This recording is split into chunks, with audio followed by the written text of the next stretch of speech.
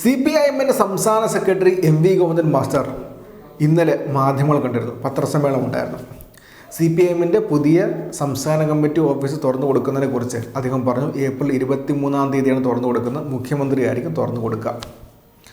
അതിനെക്കുറിച്ച് ഗോവിന്ദൻ മാഷ് പറഞ്ഞതിന് ശേഷം സംസ്ഥാന കമ്മിറ്റി ഓഫീസിനെ കുറിച്ച്, പുതിയ സംസ്ഥാന കമ്മിറ്റി ഓഫീസിനെ കുറിച്ചായി മാധ്യമപ്രവർത്തകരുടെ ചോദ്യം നെഗറ്റീവ് ചോദ്യങ്ങളാണെന്ന് ഗോവിന്ദൻ മാഷിന് പറയേണ്ടി വന്നു.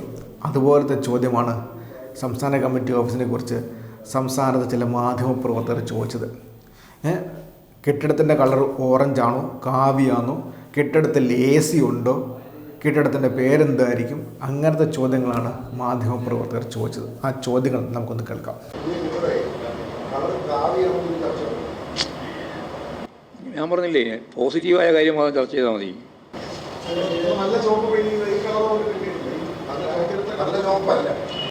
അത് ഈ ശില്പത്തെ പറ്റിയൊന്നും ധാരണയില്ലാത്ത ആളുകൾ നിരവധിയായ കാര്യങ്ങൾ പറഞ്ഞുകൊണ്ടേയിരിക്കും. അതൊക്കെ ആധുനിക കളറാണ്. അതൊന്നും നമുക്ക് നമ്മുടെ പാർട്ടി കളറുന്ന പാർട്ടി കളറുന്നവരാ ഞങ്ങളോട് കൊടിയുടെ കളറല്ലല്ലോ നമ്മുടെ പാർട്ടി എന്ന് പറയുന്നത്. നമ്മുടെ അതൊക്കെ പലതും സ്വാഭാവികമായിട്ടും പരിശോധിക്കേണ്ടിയുണ്ട്. കെട്ടിടത്തിൻ്റെ ഉള്ളിൽ ആരെങ്കിലും ചോപ്പടിക്കലുണ്ടോ? ഉണ്ടോ? എന്താ മനഃശാസ്ത്രപരമായിട്ട് അടിക്കാൻ പറ്റുന്ന ഏറ്റവും നല്ല നിറയതാ? പോസിറ്റീവ് എനർജി കിട്ടുന്നത് ഏതാണെന്നാ ചോദിച്ചത്? അല്ലാതെ എല്ലാവർക്കും അറിയാലോ.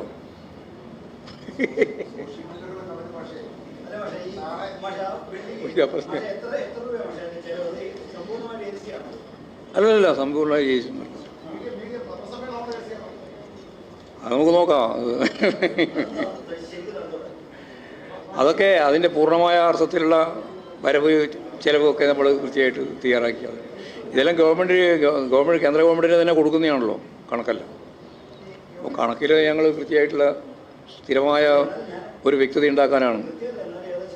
ഇല്ല, ഏകദേശം പറയാനായിട്ടില്ല. കാരണം വിവിധ തലങ്ങളിലാണല്ലോ ഇതിൻ്റെ നിർമ്മാണ പ്രവർത്തനവുമായിട്ട് ബന്ധപ്പെട്ട് കരാറും ഒരു കരാറുകാരണം എന്നുള്ളത് ചെയ്തത്. നിരവധി ആളുകളുടെ ഒരു കൂട്ടായ യത്നമാണ് യഥാർത്ഥത്തിൽ ആ ഓഫീസ് ഈ രീതിയിൽ കെട്ടിപ്പടുക്കുന്നതിന് വേണ്ടി സാധിച്ചിട്ടുള്ളത്.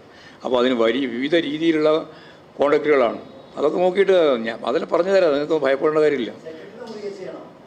സെക്രട്ടറിൻ്റെ മുറി ഏതൊക്കെ മുറിയാണ് AC എന്നൊക്കെ പോയി നോക്കാൻ പറ്റുമല്ലോ നിങ്ങൾക്ക്. ഇതിലൊന്നും രഹസ്യമൊന്നും വെക്കുന്ന കാര്യമില്ല.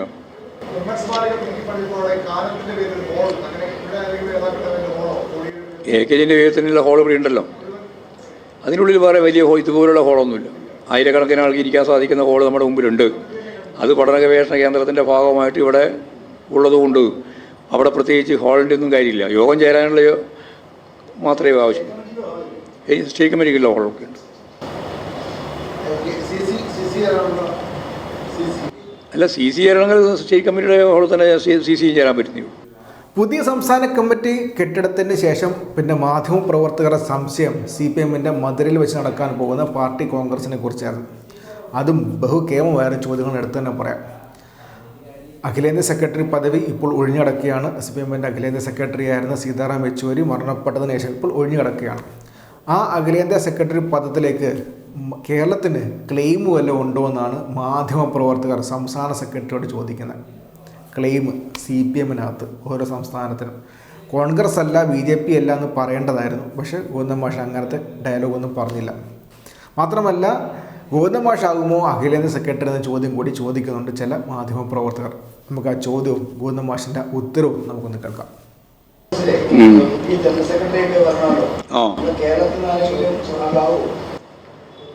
അത് കേരളം ഉൾപ്പെടെയുള്ള ഇന്ത്യൻ സംസ്ഥാനങ്ങളിൽ നിന്ന് എവിടുന്നും ജനറൽ സെക്രട്ടറി ഉണ്ടാവാം.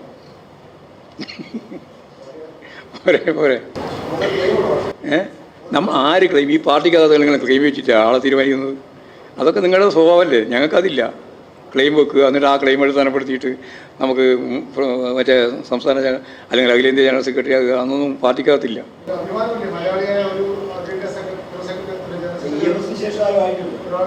അതെ, അഭിമാനകരമാണ് സംഭവം.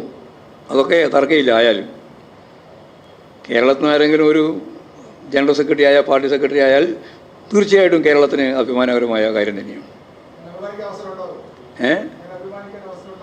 ആ ചോദ്യം ഞാൻ നേരത്തെ പറഞ്ഞ പോലെ തോന്നിയാസ ചോദ്യമാണ്. അതുകൊണ്ട് വെറുതെ തോന്നിയ ഉത്തരം പറഞ്ഞാലേ തെറ്റാകും, തോന്നിയാത്ത ഉത്തരവും.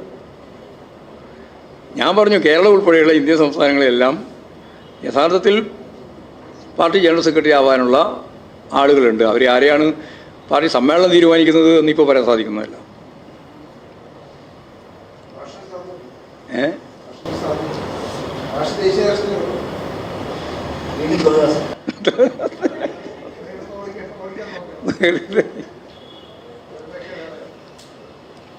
അപ്പോൾ അവസാനിപ്പിക്കാലോ.